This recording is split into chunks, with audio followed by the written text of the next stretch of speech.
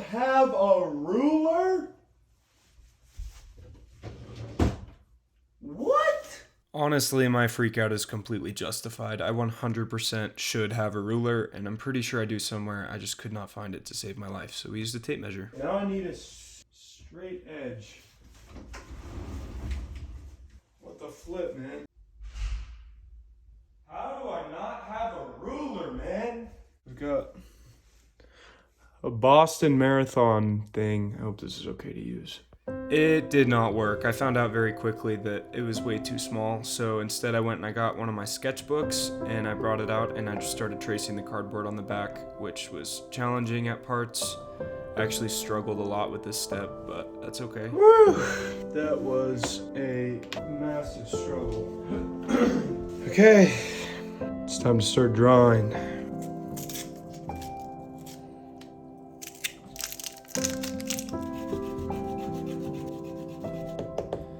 And here we go. That is the reference I was using in the bottom right there.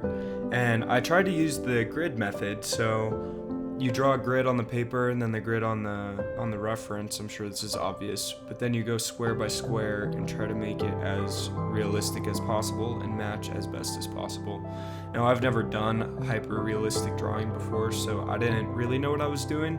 I've watched a few tutorials, so I knew that you're supposed to lay down like a charcoal base and then get the values right, and then go in detail, and then push and pull using erasers and more charcoal and pencils and stuff like that. So I am out of time, unfortunately. I feel like I could keep drawing for hours. I kind of want to get this done today. I don't know if I'll have time tonight, but we're gonna put it on pause and work on it tonight or tomorrow. this is in fact the same day.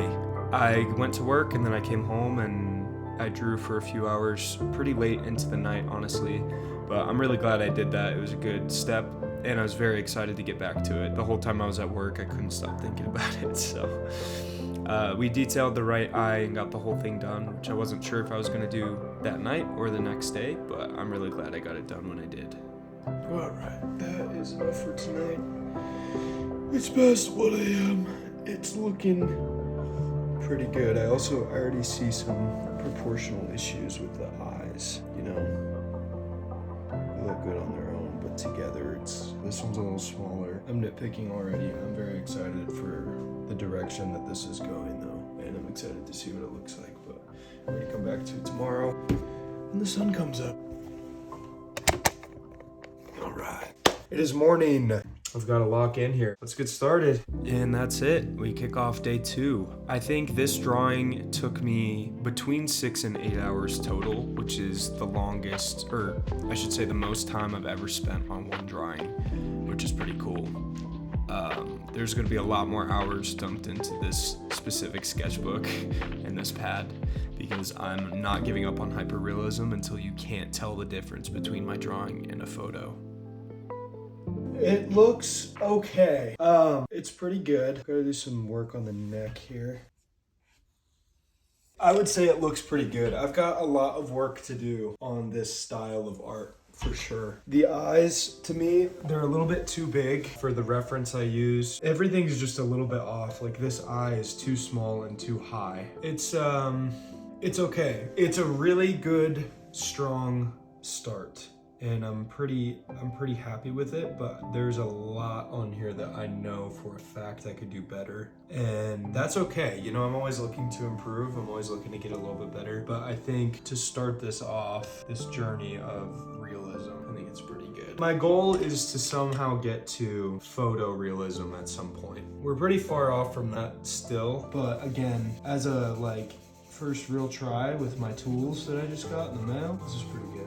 This is better than most things I've done. My erasers, all of these erasers have come in so handy.